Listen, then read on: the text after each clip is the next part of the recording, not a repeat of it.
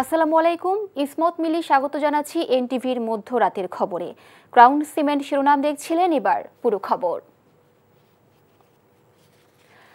গণপ্রতিনিধিত্ব আদেশ আরপিও সংস্কারের সুপারিশ চূড়ান্ত করেছে নির্বাচন কমিশন। এতে না ভোটের বিধান ফিরিয়ে আনা হয়েছে, বিলুপ্ত করা হয়েছে ইভিএম পদ্ধতি। আর অনিয়ম পেলে পুরো আসনে নির্বাচন বাতিল করা যাবে। সমান ভোট হলে লটারি হবে না। সোমবার নির্বাচন কমিশনে বৈঠক শেষে এসব কথা জানান কমিশনার আবুল ফজল মোহাম্মদ সানাউল্লাহ। আইন শৃঙ্খলা বাহিনীর সংজ্ঞায় সশস্ত্র বাহিনী বিভাগকে অন্তর্ভুক্ত করা হয়েছে। সাতরিনা খন্দকারের রিপোর্ট।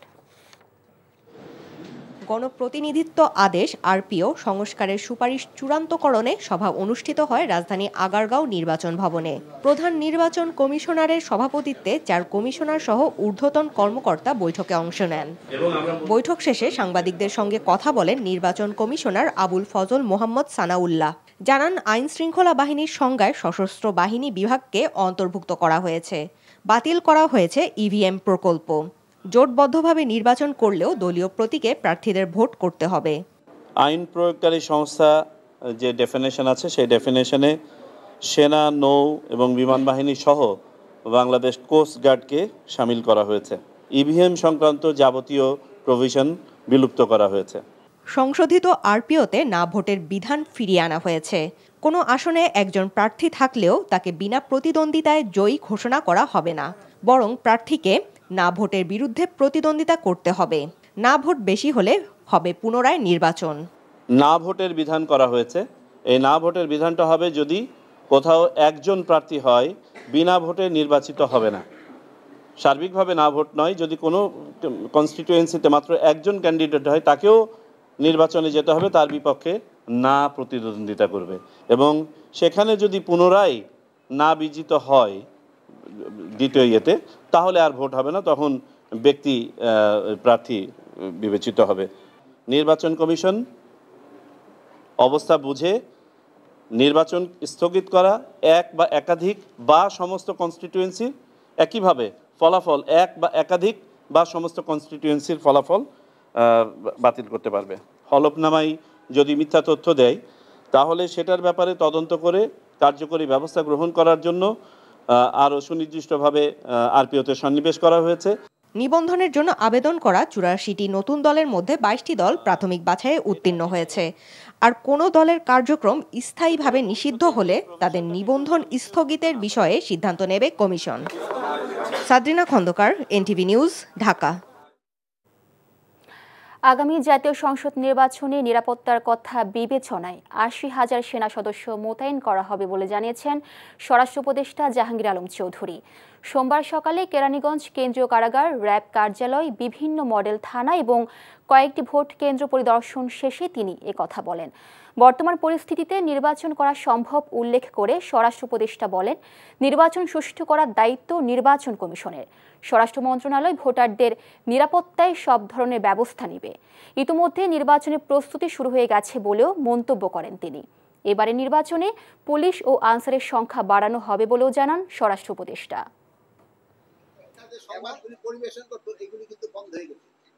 আমরা প্রতি কেন্দ্রে 2জন থেকে 3জন তো পুলিশ দিবই।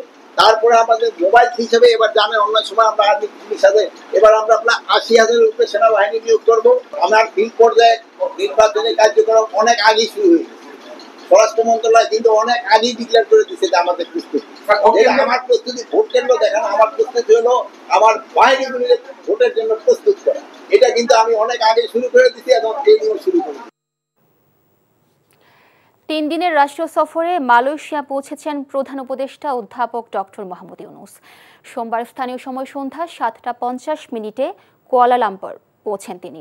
মঙ্গলবার দেশটির পৌত্রজায়ায় মালয়েশিয়ার প্রধানমন্ত্রী আনোয়ার ইব্রাহিমের সঙ্গে দ্বিপাক্ষিক বৈঠক করবেন ডক্টর ইউনূস। মালয়েশিয়ার প্রধানমন্ত্রীর আমন্ত্রণে এ সফরে গেছেন প্রধান উপদেষ্টা। দুই দেশের সরকার প্রধানদের মধ্যে একান্ত বৈঠক অনুষ্ঠিত হবে 12 আগস্ট। প্রতিরক্ষা, জ্বালানি সহযোগিতা ছাড়াও সেদেশে বাংলাদেশি কর্মী নিয়োগের বিষয়টি গুরুত্ব পাবে। সফরে 5টি সমঝোতা স্মারক স্বাক্ষরের সম্ভাবনা রয়েছে। 13 আগস্ট প্রধান উপদেষ্টাকে মালয়েশিয়ার ইউনিভার্সিটি কেবাংসান সম্মানসূচক ডিগ্রি দেবে।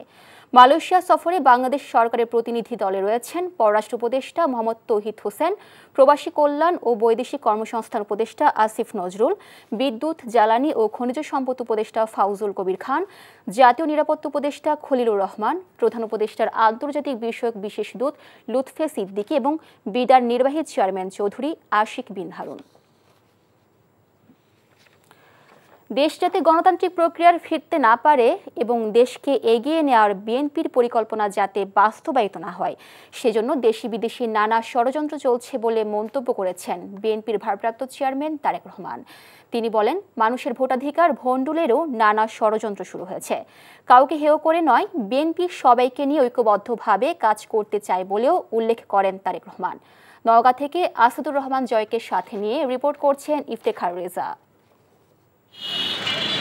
দীর্ঘ 15 বছর পর নওগাঁ জেলার 11টি উপজেলার প্রায় 1,500 কাউন্সিলরের অংশগ্রহণে অনুষ্ঠিত জেলা বিএনপির সম্মেলন ঘিরে উৎসবমুখর কর্মীরা।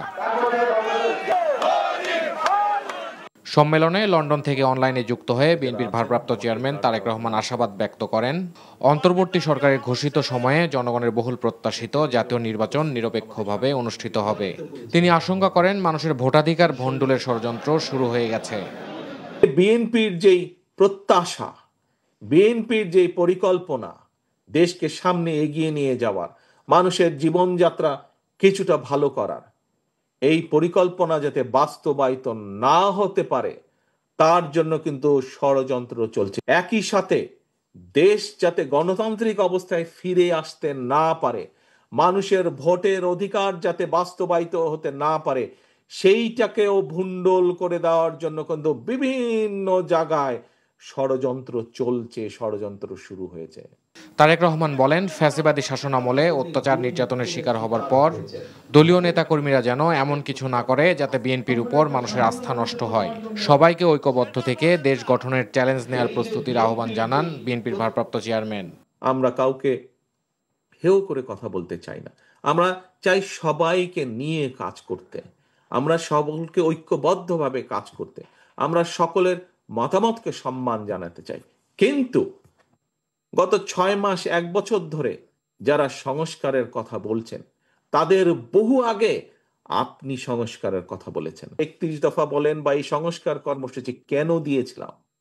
কারণ বিএনপির দেশ পরিচালনা করার অভিজ্ঞতা আছে। দেশের শিক্ষা, স্বাস্থ্য, কৃষি, অর্থনীতি সহ সব ভঙ্গুর খাতে যাতে প্রাণ ফিরিয়ে আনা যায় সে পরিকল্পনার কথাও জানান তারেক রহমান।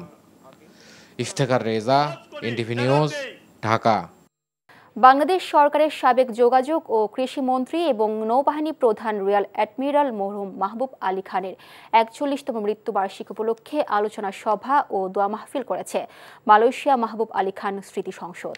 এনটিভির স্টাফ করেসপন্ডেন্ট কায়সার হামিদ হান্নান জানান, বৃহস্পতিবার বুকিট বিনতাংয়ে দোয়া ও আলোচনা সভা অনুষ্ঠিত হয়েছে। এ সময় অনুষ্ঠানে কুয়ালালামপুর মহানগর যুবদলের সিনিয়র সহ সভাপতি মেহেদী হাসানের সঞ্চালনায় সভাপতিত্ব করেন যুবদলের সাবেক সাধারণ সম্পাদক মিনহাস মণ্ডল। অনুষ্ঠানে ভার্চুয়ালি প্রধান অতিথি ছিলেন মালয়েশিয়া বিএনপির সিনিয়র সহ সভাপতি মাহবুব আলম শাহ। এছাড়া ভার্চুয়ালি অংশ নেন সাবেক স্বরাষ্ট্রমন্ত্রী লুৎফুজ্জামান বাবর। বিশেষ অতিথি ছিলেন কুয়ালালামপুর মহানগর যুবদলের সাধারণ সম্পাদক বিএম রাসেল রানা ও কেন্দ্রীয় ছাত্রদলের সাবেক সহ সাংগঠনিক সম্পাদক খোরশেদ আলম। এছাড়া আরও বক্তব্য দেন হাশেম মোল্লা, জহির ইসলাম জনি, ইফতিহা আহমেদ, বাপ্পি আব্দুর রহিম, মোহাম্মদ মহিউদ্দিন, মোহাম্মদ আয়ুব, মহিলা নেত্রী রুবি খান। কোরআন তেলাওয়াত ও বিশেষ মোনাজাত পরিচালনা করেন মাওলানা আবু তাহের ও মাওলানা সাদ্দাম হোসেন।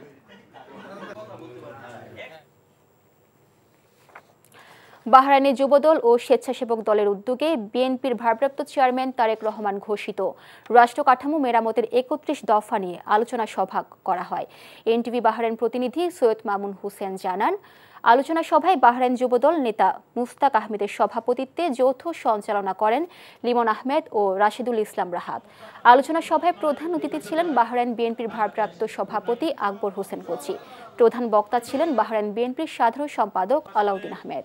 বিশেষ অতিথি ছিলেন বাহরাইন বিএনপির সাংগঠনিক সম্পাদক নাসির উদ্দিন, মকবুল হোসেন মুকুল, সাংস্কৃতিক বিষয়ক সম্পাদক আহসানুল্লাহ দুলাল তালুকদার, আবদুল্লাহ আল মামুন।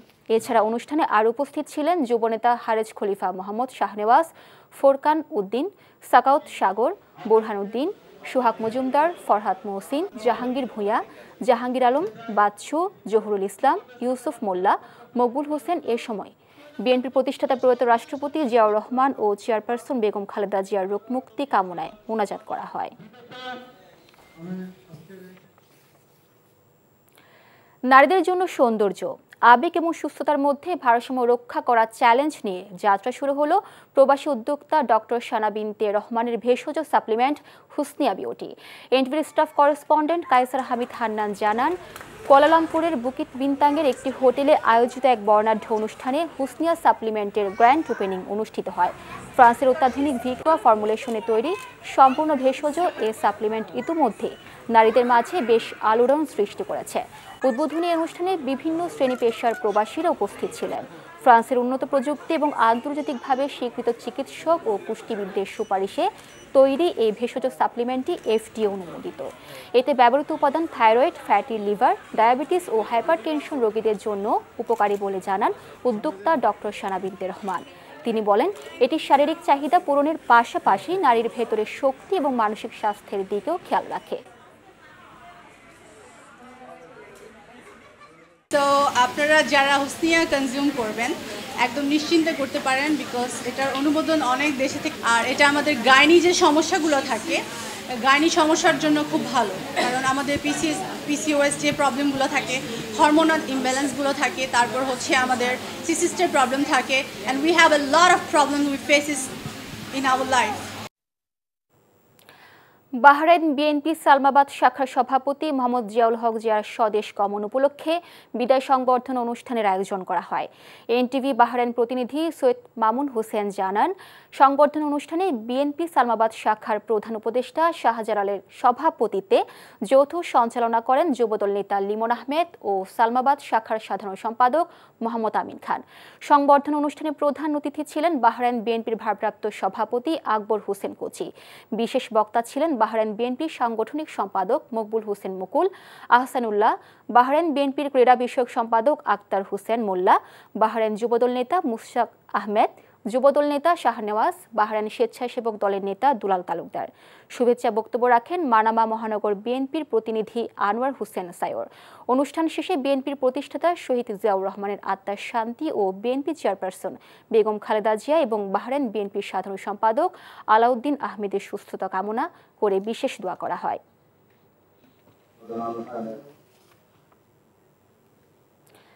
সৌদি আরবে বাংলাদেশি প্রবাসী বিনিয়োগকারী প্রতিষ্ঠান ও উদ্যোক্তারা বেকার শ্রমিকদের কর্মসংস্থানের লক্ষ্যে মক্কার আল হুসাইনিয়াতে উদ্বোধন হয়ে গেল বাংলাদেশি মালিকানাধীন তাজমহল রেস্টুরেন্ট। এনটিভি মক্কার প্রতিনিধি কামাল পারভেজ ওবি জানিয়েছেন, শুরুতে তাজমহল রেস্টুরেন্টের ফিতা কেটে উদ্বোধন করা হয়। এ সময় তাজমহল রেস্টুরেন্টের গ্রুপের চেয়ারম্যান মোহাম্মদ উসমান গনি, রয়া ট্রাভেলস গ্রুপের চেয়ারম্যান মোহাম্মদ নাসির খান চৌধুরী ও পরিচালক Mohammad Nurul Amin, Tahmina man power servicing managing partner Saiful Islam, সংগঠক আনিসুর রহমান, শাহিনুর আলম সহ অনেক উপস্থিত ছিলেন। প্রবাসী হজ ও উমরা পালনে যাওয়াদের জন্য বিশেষ ছাড়ে ঘোষণা দেন উদ্যোক্তারা। এই ছিল মধ্যরাতের খবরে। এই খবরের ভিডিও শো আপডেট জানতে ভিজিট করুন এনটিভি অনলাইন www.ntv.com। এছাড়াও এনটিভির জনপ্রিয় সব অনুষ্ঠান ও খবরের আপডেট জানতে ভিজিট করুন আমাদের ইউটিউব ও ভেরিফাইড ফেসবুক পেজে। ধন্যবাদ সবাইকে।